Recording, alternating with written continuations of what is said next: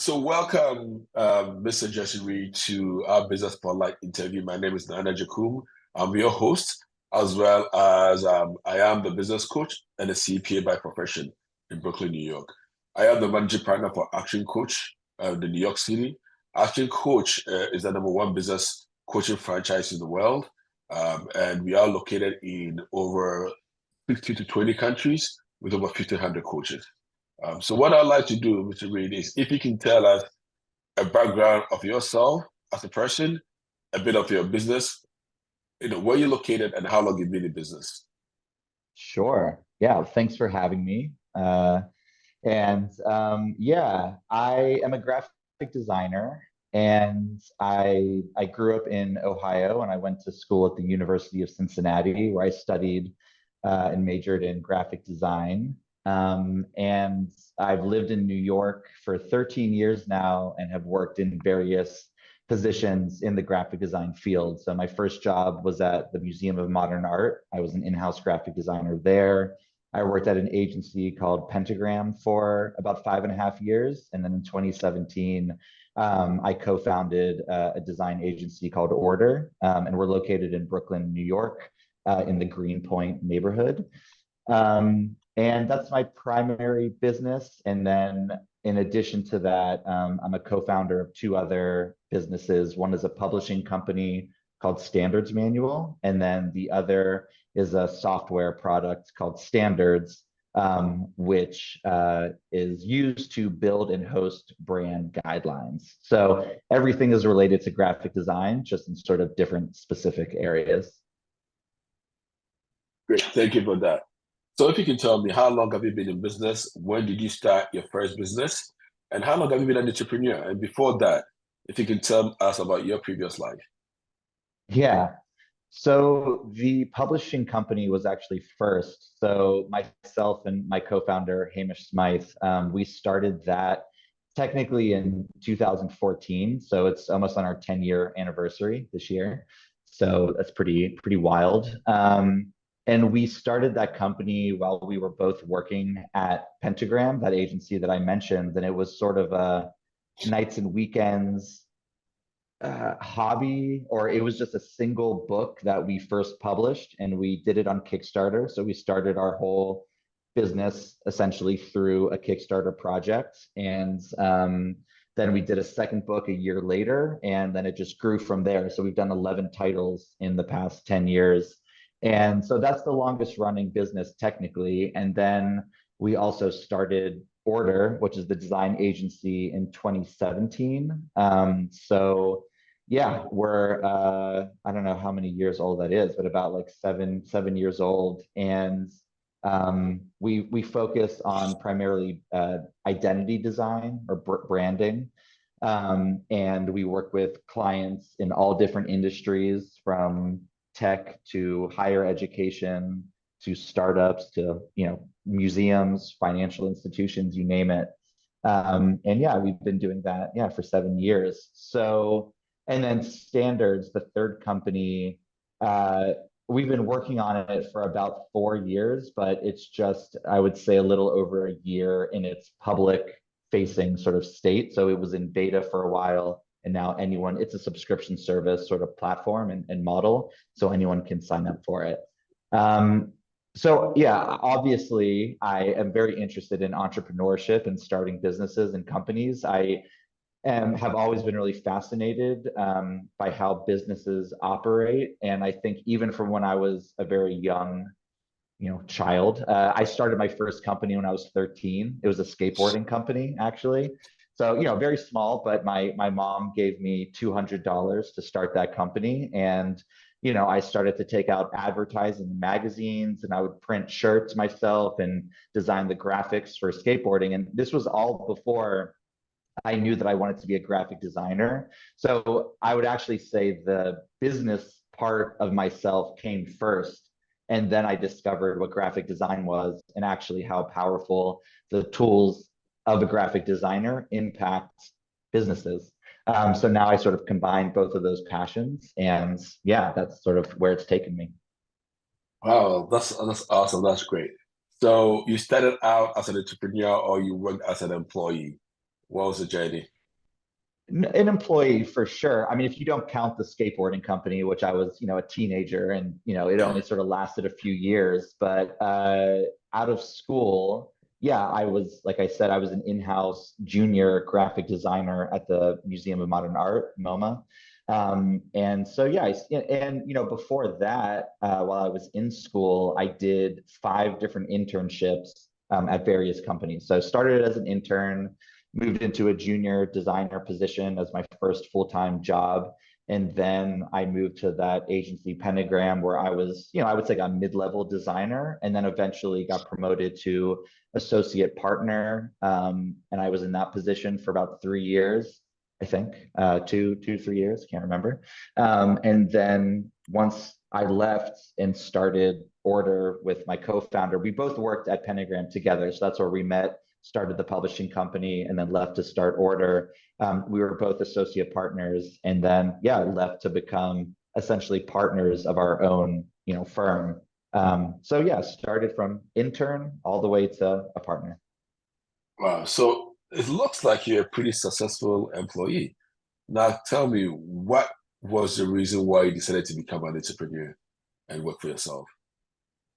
Um, yeah, I mean, it's probably not like a one word or one sentence answer. It's sort of a combination of things. I mean, one thing that I've realized, particular to graphic designers or designers in general, we're a little bit of control freaks, and we like to have control over what we're doing. And so I think owning a business gives you some sort of level of control in terms of choosing which clients that we work with, and making decisions. Like I actually like the decision making process. And so I think when you run a business, you're almost not even doing, like in my case, I'm doing less design work than I used to when I was an employee, but I like making decisions over, what direction we move in for any given project, or even things like what furniture do we buy for the office. Like it's just small stuff that I think I like. And same with Hamish, my co-founder, is that we both are very decisive people. And I think that has played a pretty critical role in being, successful in business, is just making uh, not super quick, but I think we don't overthink things. And so we are very Okay. decisive. So we consider all the possibilities and then make a decision in a pretty timely manner. And so I think that has contributed to a lot of success, is just being able to make a decision and then running with it, and then adjusting as needed if something isn't going the way that you wanted it to. But I think, there are always going to be surprises in life, but especially in business. And you just have to make a decision, go with it, and then see what happens. So I think that has been a pretty big, and to be honest, I learned that quality in design school. So it was my design professor that taught us purely from a design perspective, had nothing to do with business, but he really taught us to be decisive in making decisions in graphic design. And I think that's translated just into business pretty easily. Wow, that's great. So how many employees do you have, and how, if you can tell me about your growth and what has attributed to that growth from when you started to now? Yeah, yeah. So we're a pretty small company. We have 4 full-time employees. 3 of them are designers at different levels, and then we have a head of operations, and so she helps with operational, uh, I guess, roles. So project management to client liaison, writing proposals, administrative work, sort of everything that supports the team of designers and myself. So, we're a team of 5, including me. We'll have an intern every now and then, so that's about 6. And we purposefully, I think, are staying at this size. I mean, we just hired our newest designer in October. So before then, it was only 2 designers, myself, and then operations. So it was 4 of us. And we really find uh, I would say, an advantage in being small, because when we work with clients, we can be pretty quickly integrated into their teams. So yeah, it's, and some clients find a benefit to that, and some clients actually want a larger team of 10 people, plus when they're working on a project. But I think when clients decide to work with us, they like the sort of small team structure that we provide. So on any given project, it's myself and Megan, who's our head of operations, and then one designer. So it's a team of 3 people on every single project. And yeah, I mean, to be honest, like the growth that we've had hasn't been significant because we purposely didn't want to grow too big. So when we started the company, it was myself and my co-founder, and then a design intern and a part-time project manager. And then from there, those 2 people became full-time. We hired another designer. And there have been designers that have come and gone throughout the 7 years, but it's never really grown more, I think, than like 6 full-time employees. Maybe 7 was like the largest, but we're purposefully being very, very small, which we think is a good thing. That's great, sort of a boutique-like mentality so that you can have Yeah. a more personal approach. So if you had to start from square one in your business, what would you do differently? So, it sounds like a very, I don't know, almost like a privileged answer. Or I guess what I'm thinking is we thankfully didn't have too many, there was no catastrophes. There were no big learning moments where it's like, wow, we really messed that up and we should have done that differently. I'm sort of, I don't have any regrets, I guess is my answer. And so I almost wouldn't do that many things differently because I don't think it would have impacted outcomes in a really significant way. I think like we really were able to learn from the publishing company where it started extremely small and sort of work out the kinks of like a logistics sort of, the logistics of running a company. In that case, it was a lot of distribution sort of principles that we had to learn and then apply that to an agency. But the thing is, like, we learned so much about the previous place that we worked at that we just applied those learnings to our own company. So I wouldn't really change too much. I mean, my advice is if someone wants to start a company, to first work at a company that does a similar, business, because we really just applied all of those things that we observed and saw, and then just did those same things in our company. And so, yeah, again, I don't have any sort of big regrets, or if we started from scratch, what would we have done differently? I sort of like the path that we took, and I'm not saying everything has been perfect. We've had a lot of failures, but we don't really look at them as failures. They're just an opportunity that we no longer had the opportunity to move forward with. But then there's always new partners or new clients or new projects to work on every day. So I just don't get hung up on the negatives, and I think the failures are just as important as the successes. So I don't know. Again, like it's a very maybe privileged answer, but I think taking it one very small step at a time allows you to not have any major, I don't know, negative impacts. Look, like for example, we didn't overhire even when the economy was doing really well, or like the tech boom happened, and now a lot of companies are having layoffs because they overhired. And so I'm actually really happy that we didn't do that. So maybe not a great answer to your question, but it's the truthful answer that I have. That's great. That's great. And that's what we're looking for. I guess you spoke about learnings. So what has been your biggest learning so far, if you say? Yeah, I mean, I guess it depends on specifically what we're talking about. It's like, when it's hiring a team, we really look for people. Let's just say it's, hiring employees. I think, done a really good job at hiring people that have a lot of passion for what they do, and not a big ego, and that are very sort of just, humbled and sort of want to put all of their energy into the work that we're doing. I mean, especially like in graphic design, it can be a very emotional experience because it's Hmm. creative and you sort of are creating things that you want other people to accept and use in their own companies. Yeah, And you almost always have a sense of ownership over the work that you're creating. And when a client rejects it, it's like sort of it's an personal. emotional toll. And Yeah, so at the same time, you have to be sort of totally invested in that work. Otherwise, it just doesn't come out very well, I think. So we just try to find people that have a real drive and passion and open mind around this type of work and the process that you have to go through in order to get from a sketch to reality.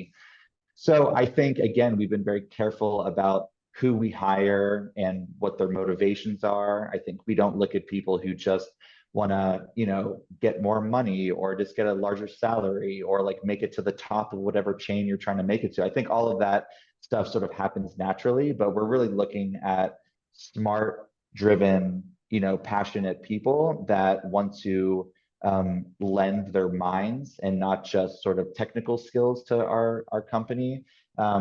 So anyway, so yeah, we look for really just good people. And I think that has been a good learning on trying to find, and the interview process and trying to hire employees.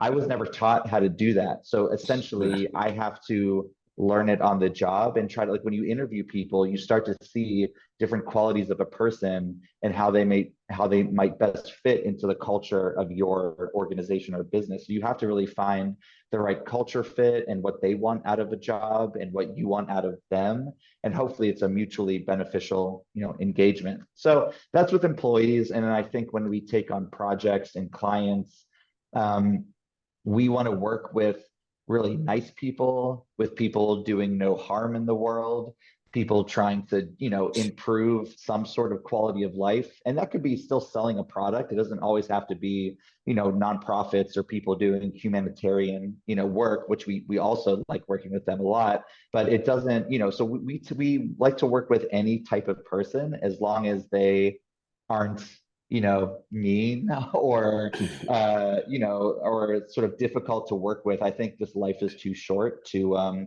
work with people that make you miserable and suck out energy. So we want to work with people that give us energy and not the opposite. So I think, again, that's something we learned because in the beginning, again, that's a privileged thing to be able to do because in the beginning of starting a company, you might just have to work with anyone who will pay you. And we did yeah, that. And to be honest, like, it's fine. You have to sort of pay the bills. But I think as your business grows, you can become a little bit more selective with the people that you work with. And, we have fired people because they're being sort of insufferable to work with on a day-to-day basis. And it's just not worth our time or the money, to be honest. Like, we'll refund the money if it's just becoming such a, nightmare of a project to work on. So, yeah, I think it's actually saying no to people is just as valuable as saying yes, which we do a lot. But yeah, that is a great advice. And as a business owner myself, I can totally agree with what you're saying. And I think those are the things that people that are starting out should really know that eventually, right, you get to a point where you don't have to worry about your bills anymore. It's a selective process, right? You need yeah, to select the client. It has to be a mutually beneficial relationship where you're selecting the client as much as they're selecting you. And I think if hmm you let the client understand, the prospect understand that, they do understand that it's sort of interesting that they seem to want to work with you more if they realize you have a selective process right, of actually working with them. So it's yeah, interesting that you did mention that. yeah. Like when we have first phone calls or meetings with like a brand new client that we've never met before, I mean, they're interviewing us and we're almost interviewing them. So I don't now just want to work with anybody. I want to work with people, yeah, again, that are interesting or doing something different and interesting and that don't look at this as a transactional uh, Yeah. relationship. I no longer am interested in transactional relationships. I think I want to, our team wants to make really interesting work for people doing really interesting things in the world. And, when it comes down to money, I mean, sure, we need to get paid and we try to, have that standard, but at the same time, so, I mean, not to deviate too much, but we have a portion of our company, it's called Change Order, and we'll Okay. work with nonprofits or NGOs at either a pro bono or a heavily discounted fee if they sort of qualify for the work that they're doing, and they would never be able to afford a New York City design firm that we probably charge more than other places in the country or the world, but we do work on projects that are pro bono or extremely discounted if we think that organization, deserves, the highest quality of work that they might not be able to afford given the nonprofit nature of their company. So we're very, giving with our time and our resources, but yeah, we want to work with people doing good things, yeah, in the world. So anyway, so Change Order is an initiative that we have where people can apply and we review applications, and then we select a few applicants every year to do pro bono or heavily discounted work. Oh, that's great information. Thank you for that. Yeah. Definitely would like to share that with our Yeah. audience. So the other part is, it seems like you pretty much invested in the business, right? Now, how do you balance your personal life with the demands of running a business? Yeah. I love this question because I think it's such a critical investment in yourself to have a work-life balance. And again, this sort of it changes from when you are in school to when you get your first job, maybe your second job, and then if you become a business owner, sort of it all changes. And there were times when I had to work, late nights, multiple nights in a row, or on weekends, and things just need to get done. But I think eventually I really learned the sort of model of 8 hours of work, 8 hours of play or pleasure, sort of like things outside of work, then 8 hours of sleep is actually a pretty, 888 sort of model that I find to be very successful. And so, even in college, I never pulled all-nighters or I never waited until the last minute to do something. And I just think you can really fit in so much in an 8-hour workday and then have the next 8 hours to do something totally different, whether it's hobbies or sports or whatever you want to do. I mean, cooking, you could sort of name whatever is your other passion besides work, to really take a break from constant thinking or constant single-minded ways of only doing work. You sort of expand yourself when you're in that other 8 hours. So I play music. I'm a sort of amateur photographer. I don't know, I like to travel. I like to eat at good restaurants, and so I enjoy like the culinary arts I'm very interested in. So I try to do all of those things outside of the workday, so that it's not sort of an overload of constant business all the time. So I do think the work-life balance is pretty critical to everyone's mental health. Great answer for that. So, what are some of the misconceptions about running a business, and how do you address them? Yeah, I mean, every business is different. Maybe a misconception is that just someone who's at the very top actually does less and just sort of owns the company and sits back and has everyone else do the work for you. I don't know. I don't even know if that's a misconception. Like maybe it is, but I think that's not the case here, where I think you just have to wear so many hats. And so you just have to be flexible and very nimble in the way that I literally just went out to like buy toilet paper for our office. So I'm doing everything from buying toilet paper to doing new business calls to doing, creative direction for our projects. And so it's just a very holistic approach to running a company. But that's a small company. I mean, I'm not the CEO of a Fortune 500 company. So it's a very different, position to be in. But I also think I try to be very personable and hands-on. I mean, even like responding to emails with new clients. I mean, our head of operations, Megan, she is actually mostly the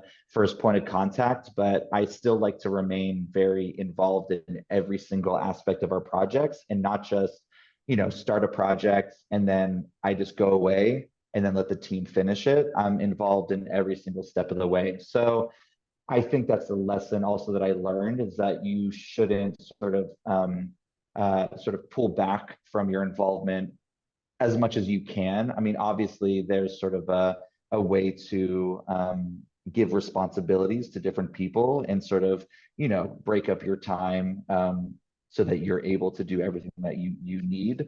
But yeah, I think the misconception is maybe that the higher up you get, the less involved you become. But I, have just found that you're actually become much more involved. And then also running multiple companies, you just have to really cut up your day to be able to sort of fit everything in. And so I don't know, but I think it's different for every type of business. Oh, that's great. So, um, where do you see yourself in your business in the next 5 years? Yeah, I mean, it's always hard to forecast like the future of a design agency because it's based on, the economy or the types of businesses that are being That's built. right. But to be honest, like I said from the beginning, I don't really have this desire to grow too much, like too quickly. So, maybe we grow a few more people, but I still like this hands-on, very craft focused type of business that we've built and to really be an extension of other people's teams. So, I think it would be nice to have, be able to have more clients and have a little bit of a larger team eventually, but I almost want to maintain, I think like we're doing something right, and I sort of just want to like maintain it to some degree. So I think as long as we hire people that want to make really great work and fit into this culture that we've built, if it grows, that's great. But also if we stay at the same size for the next 5 years, I wouldn't be disappointed. So my goal is really just to work with, more interesting new people in industries that we've never worked in before. I think that's actually the most interesting part of our job. Like my last boss, he used to always say that like being a designer is being a spy because you sort of get an insight into these different organizations and industries that you never would have had, interactions with if you weren't in this position. And so I've got to go into different organizations where if I weren't an employee of that company, I never would have, entered into that place, in the first place. So I think I'm just interested in working with very different companies over the next 5 years that we haven't worked with so far. Great. And do you see your business working without you in the near future, or you like to always be part of it? No, no, I think it's such like a personal, it really is like a personal extension of Okay. myself. I mean, it's grown larger than me, so it's no longer me, but I think it's it's just such, and I think it's probably true for most graphic designers. It is such a personal investment that it's not like we're just building. Well, I mean, I'm just talking about order because I think there are other companies that we do like the publishing or software where maybe that's less personal, but at least in terms of order, it's really, I would say we've developed a point of view and a perspective that I'm very proud of and would like to be invested in going forward. That not having me involved, I think, wouldn't be the same sort of interaction and sort of approach that we take with the people that we work with. So no, I don't think this is like a sellable company and sort of like we're not really interested in ever getting acquired. It's very much sort of it's a personal relationship that we make with our clients, and I think I'm that's the thing I'm most interested in experiencing as long as I'm working. So no, yeah. Okay, great. Thanks for that. So the final question that I have for you is, what advice would you give to new business owners regarding financial management, when it comes to money? Hmm. I mean, I think it's pretty typical or maybe even cliche answers. It's just don't spend more than you're making. So Okay. like we that's like such a small not revolutionary perspective, but it really is true. And even when you're talking about businesses that think they need a big fancy office from the very beginning and they spend a bunch of money on doing that and then they don't make enough money to be able to cover those expenses, and it could be any example, but like we have actually a really beautiful office now, but that wasn't immediately the case. We worked in sort of 6 by 6 foot small room in a shared office space for the first 6 months of the business, and we were crammed in there, and it was really uncomfortable. But I think like you had to just sort of see that this was going to work out before you invest the next phase. And so I'm just a big believer in starting in one place and making sure you're secure and solid, and then moving to the next once you have the sort of cushion to do so. So I think just not growing too quickly is like the best advice, like financially, I can give to someone. Um, and almost like knowing what your worth is. I think maybe in our industry, like it is a very hard thing to put a price tag on, because there are some companies that are single individual founders where they're using their own investment for it. So they might have, $5,000 or maybe $500, and that's all they can afford.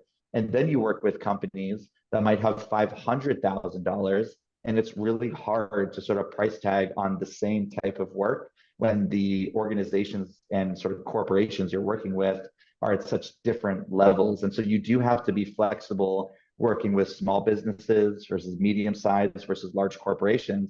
And you don't want to be taken advantage of. So you should maybe charge more if you're working with a huge company versus, a coffee shop that might be, have no money to invest in graphic design. So I think you just have to really be smart about valuing yourself, but also understanding the value of the companies that you're working with. And it's sort of like a dark art. Like it's sort of hard to, there's no book on it that I've found, or there's no sort of play by play. You just sort of have to understand it as you go. So yeah, starting small, one small step at a time financially is the best advice I could get. And then also hiring a CPA and an accountant. That's, a CPA and a good lawyer. Those are two things that I think a small business should get from day one. And that's what we did. It was the founders and a CPA and a lawyer, and they helped us really build our financial and legal structure. And we're using the same people that we used from day one, 7 to 10 years later. That's great advice. That's great advice. Yeah. It's interesting how small business owners sort of try to do all those things by themselves, and then they do Yeah. realize that they never grow and they never No. know their numbers, right? Right. And you know your numbers. If you know your numbers, how are you going to grow, right? So Totally. that's thanks for that. Um, so that's great, Jesse. So the next few minutes, if you want to tell, the audience, maybe a bit more about, what we don't know about yourself as a person, about your businesses, and anything else that you like to do, where they can find your company and who you're looking, what your target market is, and anything that you want to share. The next few minutes. Yeah, sure. Yeah, I mean, that could be that's a lot of things, but I think what I would put out there is sort of a repeat of the answer I gave before, is that I mean, I really am truly interested in meeting people doing new, interesting things in the world in any type of industry. I mean, like, yeah, I mentioned this, but like personally, I play music. I'm very fascinated by like the culinary world. And so when we get jobs that are music related or food related, those are really exciting to me. So I think it's really nice to be able to bring your personal passions into the workplace, if it makes sense. And so we've been fortunate enough to work with, record labels or bands and musicians and restaurants or people creating food products. And I would love to do more of that personally. So I think that is, yeah, something that, I look forward to. And then I don't know really what else. I mean, I think, one thing I'll say is that we were talking about sort of like knowing your numbers and sort of leaning on other people to really help. I wasn't a very like good student in high school. I think I was a very average student. I didn't get very good grades. I think everyone was very worried about me for what I was going to do in my career after high school, even like getting into college. I think like I just wasn't a very good test taker. And so what I would say is test taking is not the sort of definable metric for your success in life. If I had to take tests for the work that we do, I would probably like fail most of them. So I think like alternative ways of learning and sort of being productive or accomplishing things that you want to accomplish It's not all about just being brain smart or head smart or memorizing formulas or knowing technical things. It's actually can be quite the opposite. So I think I'm very lucky that I was able to figure out through a pretty windy path that I didn't have to be necessarily book smart to be able to become successful. However you define success. So that's something I'll put out there, is that I think if people watching, you weren't again like a good test taker, or your grades weren't the best in school, that doesn't mean that you can't be successful in any business that you wanna start. So I think that's a real life lesson I've learned. Great, great. Thank you very much for this, and we really appreciate you coming on here. Yeah, And my pleasure. definitely Thanks for having me. looking. Thank you.